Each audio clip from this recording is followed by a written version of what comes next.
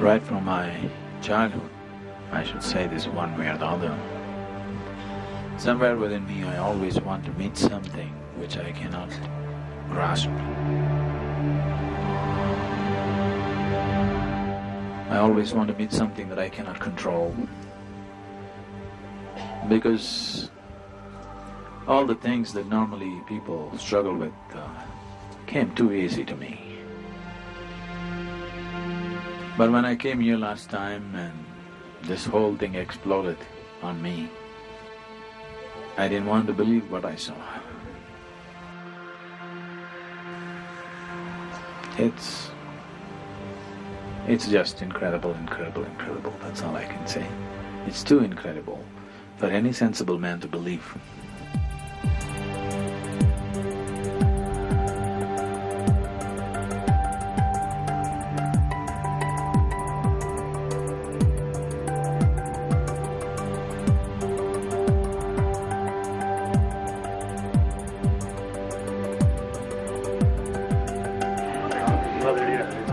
Something's not right.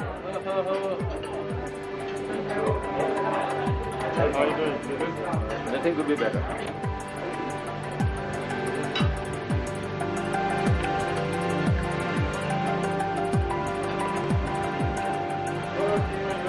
Tomorrow is a free day.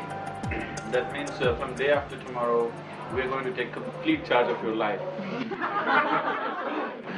From day after tomorrow, when you wake up, when you sleep, when you go, when you eat, when you pee, everything will be taken charge of. Because once we are on a different kind of terrain, you just have to go by instructions. Right now you're in a city, it's up to you.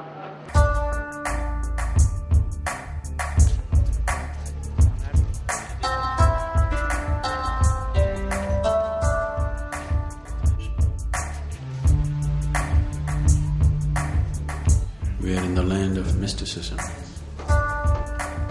Nepal is, at least at one time, was wholly dedicated to the mystical aspect of life.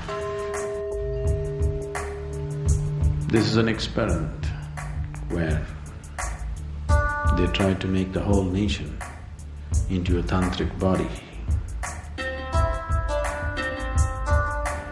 They tried to use the whole geography of the land to create like a body with all the chakras established.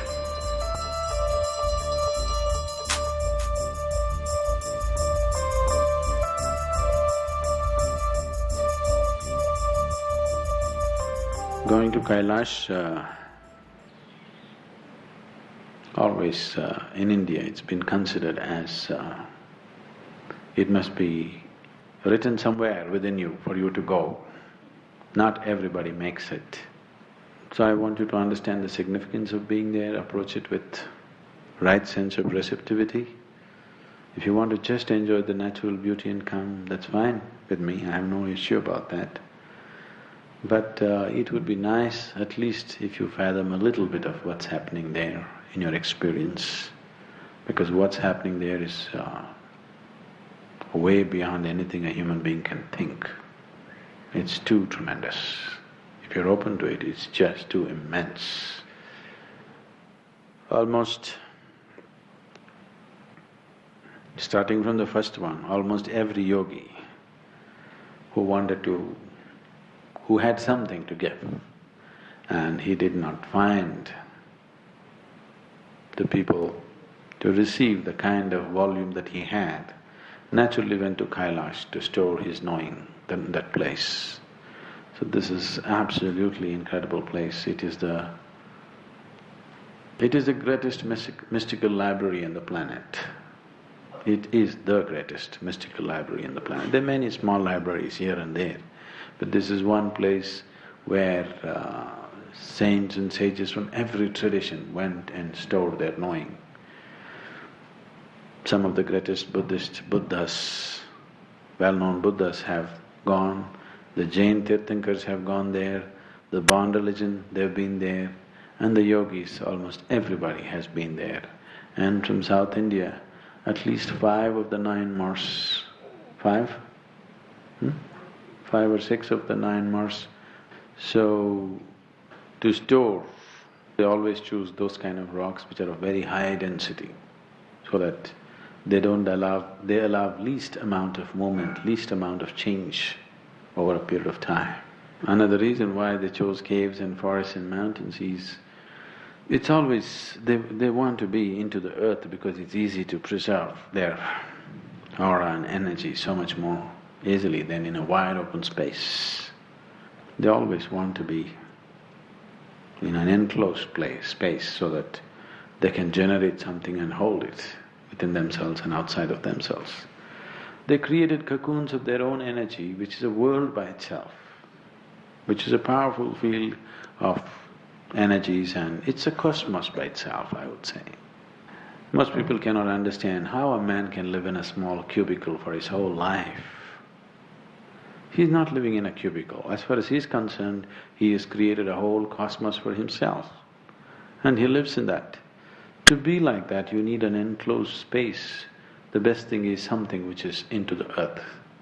So you can't dig into the earth like this, so they always went into like this, which was naturally the mountain. That's why always the mountain and caves. So it's an incredible place. You don't have to try to imagine things, you don't have to try to see things. If you have devotion, it's fine. But don't try to see things, don't try to see Shiva in the clouds. This is a common thing that's again and again been said and written. We went to Kailash, we looked up in the clouds, we saw Shiva and Parvati, and of course the bull was there.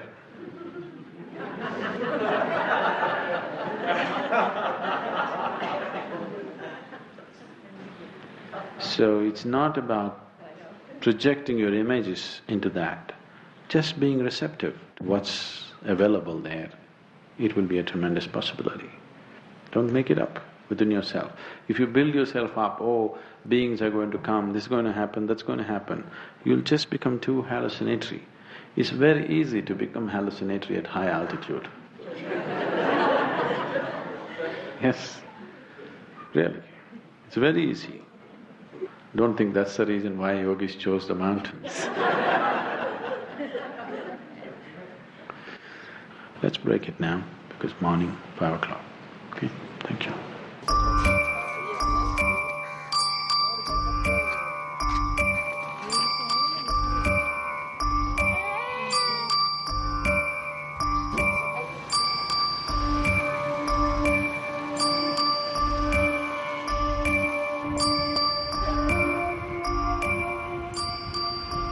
Normally, every year about 35 to 40 deaths happen in Kailash.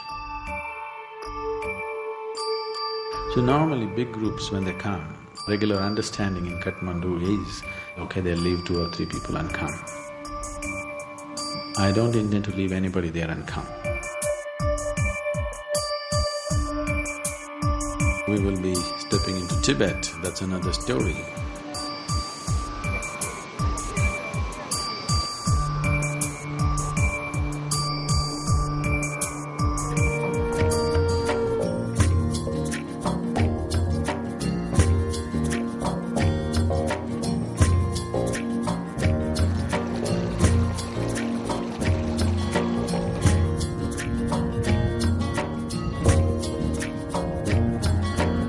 When you come to the mountains, suddenly the body strongly is reminded of its mortality.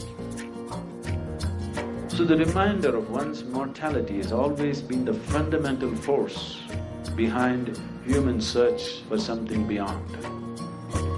So always the yogis chose to be among the earth, to be surrounded by earth, constantly. A physical reminder that you are just earth and nothing else.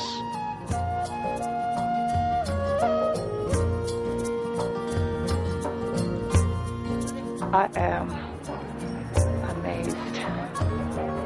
Now I understand why mountaineers want to keep coming back.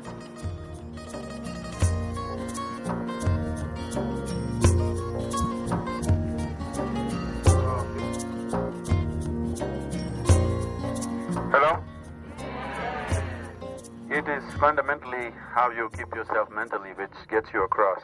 Physical bodies, all of you may not be fit enough to do this kind of trip. Each time you open up and understand that you're going to one of the most sacred places on the planet, most significant place on the planet, your little difficulty is if you puke your food, it's okay. That will save you from going to the toilet. For many comforts that you're used to in your daily life, which are missing right now, don't miss it just because there's no toilet or there's no hot water or there's no this or that.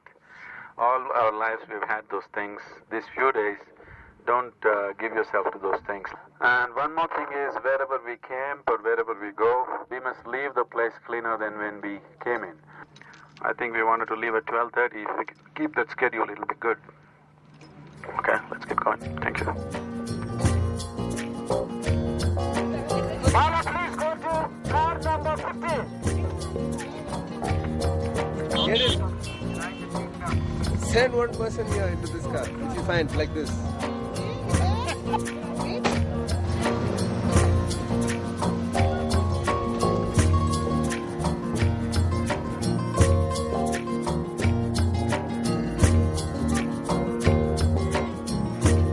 What a pilgrimage means is, this is to wear yourself out. This is the reason always temples are built right on top of the peak. Because by the time you reach there, your body and mind should be destroyed. You go there and flop, something tremendous happens to you. This could happen to you anywhere, but in a space like Kailash, it must happen to you. But we are not making you walk that much. These damn Toyotas, too comfortable. So, if we had walked all the way, by the time we reached there, all the pride we had in our body and mind would be gone.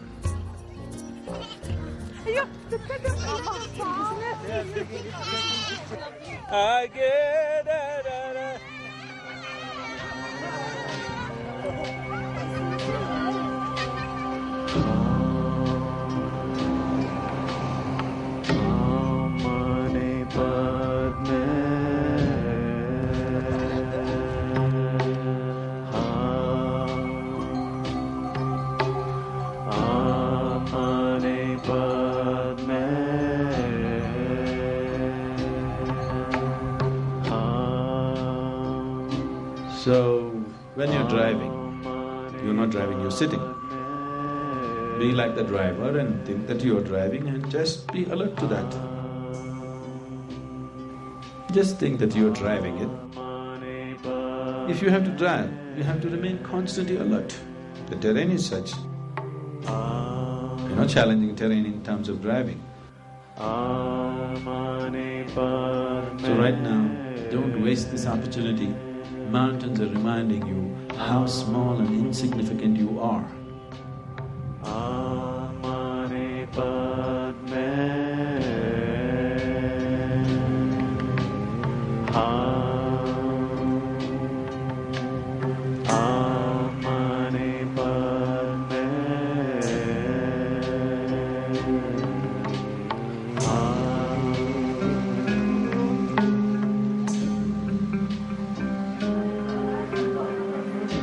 No room for me. So there's no room for you. Is there a room for you? Okay, I'll give you 226. Thank you. Thank you. I had allocated. We are here in Saga for acclimatization.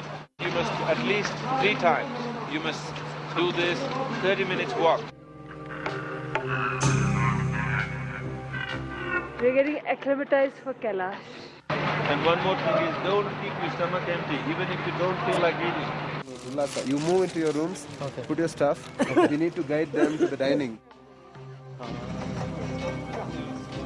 Nobody leaves the town and walks in the mountains. Within the town, you just walk up and down in the streets. Saga, explore Saga, but don't leave Saga.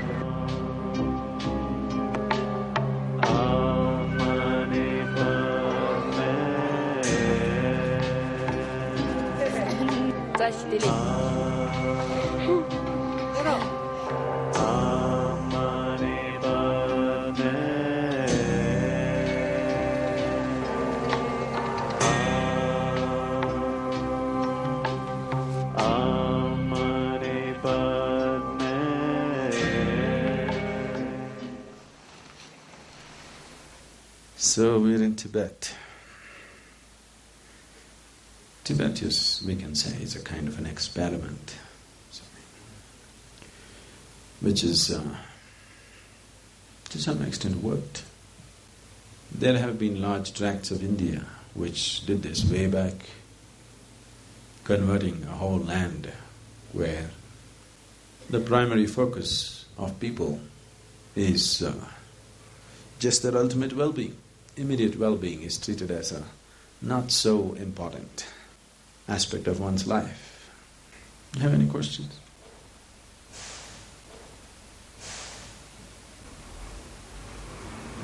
I'm not very receptive. Instead, after making this hard track at the wrong. Who said it's a hard track? Sorry.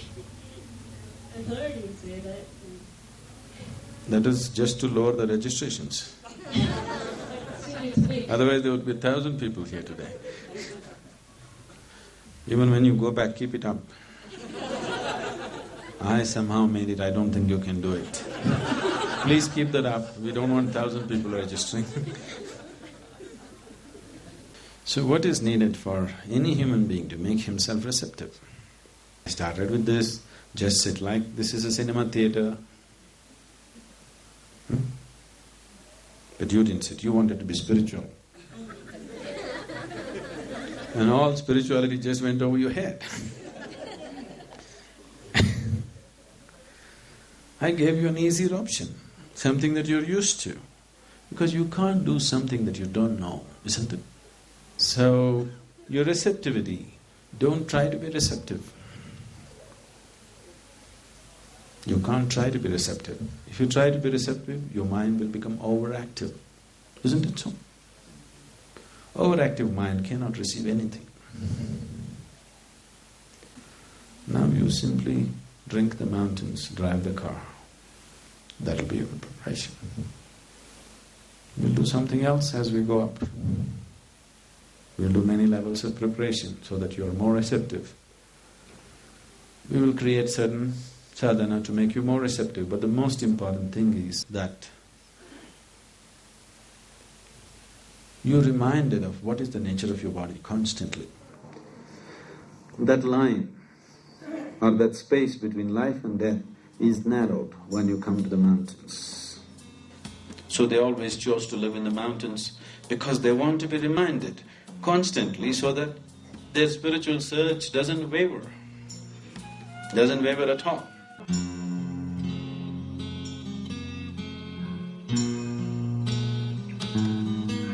As I come away to the peacock call, new sounds in my ears, I open my eyes and look at the ceiling. It has become like the open sky, all blue.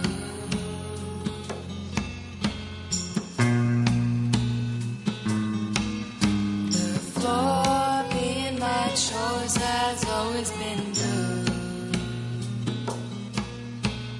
Oh, look, my tongue, blue, blue, blue. If I bleed, I'm sure it will be blue, blue.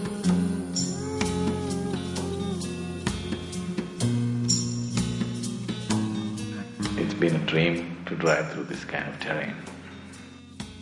Last time when I came and saw the highway being laid, my heart sank because all the beauty that you're seeing around you may not exist for too long.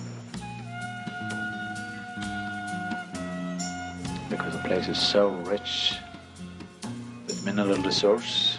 Many people believe that the futurities of the world will be driven by resources from Tibet and Africa and Siberia.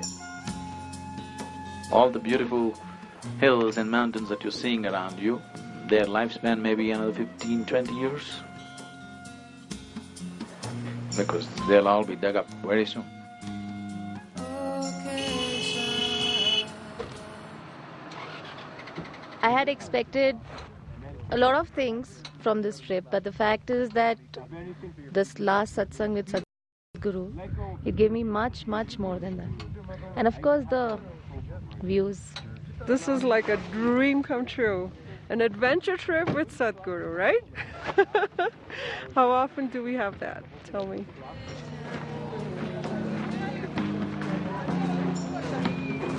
Okay. 6:10.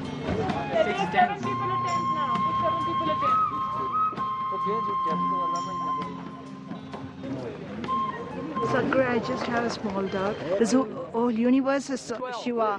Why do we come to this particular place to just see him? The whole universe is made just him. You need an incubator to hatch. You need something to crack the shell, otherwise you don't. So that's why we come to Kailash for that. Because you didn't do it in the programs. We're putting to you through a tougher grind. Don't the doctors try out like this? Initially a mild antibiotic, if it doesn't want a stronger one, a stronger one, a stronger one. Just like that. So this is the ultimate. No, we got more. No, if everything is revealed, you will understand everything according to your understanding and then nothing will work. Right now, you think everywhere there is Shiva and it didn't work, isn't it? It's not worked. If it happened experientially, it would have worked miraculously. But it's somebody else's idea. Somebody said everywhere there is Shiva. You picked up that idea, it didn't work for you. So one possibility, one dose, which could have worked wonderfully, has been wasted. So the next dose should not be revealed to you, it must be injected. Otherwise it won't work. Everything will go waste. That's why I keep on saying, never read any spiritual books, because all the possibilities you will destroy intellectually. Any one of them could have worked for you if it was given to you at the right moment in the right way. But because you think you know everything, nothing works. Clear the cars, everybody sit down. So, like Janani was saying, Shiva is everywhere. Why should we travel this far to meet him? Yes, it is true. He is everywhere. If it is everywhere, why go to a particular place? Because it takes high altitude to melt you down. At mean sea level, you won't open up. What you call a Shiva, if we have to translate to English language, we can say it's grace. Grace is not in any one place. Like gravity is not in any one place on this planet, grace is not in any one place in this cosmos, it's everywhere. But are you capable of receiving it everywhere? Can you be worshipful in your toilet? Why not? Some time ago when I said this, there was a whole lot of uproar and people got very upset.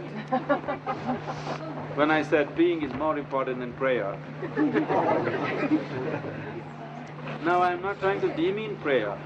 All I'm saying is, if you are capable of bringing that quality into every aspect of your life, if you are there, that's different. If you could be worshipful to just everything around you, if you could receive everything as the ultimate around you, if that was true, your life would be something else altogether. There would be no room for fear, there would be no room for frustration, there would be no room for insecurity, there would be no room for anything. For different things to flower, you need different types of atmospheres. Some places have the necessary intensity and necessary focus of energy. To make certain things happen better, it does not mean it cannot happen somewhere else. Why do you go and pray in a temple? You can pray in your toilet. No, because temple has been created with a certain focus, a certain atmosphere where it's… to come to such a state as prayer within yourself, that is a place where it is easier for you to get there. Hello. So, if we want to make use of the space where we are going, it's extremely important, absolutely important, that from this moment onwards, you examine yourself and see what is true for you, really what's true for you. Forget your religion, Forget what your parents told you, forget what I have told you. Just see what is genuinely true for you.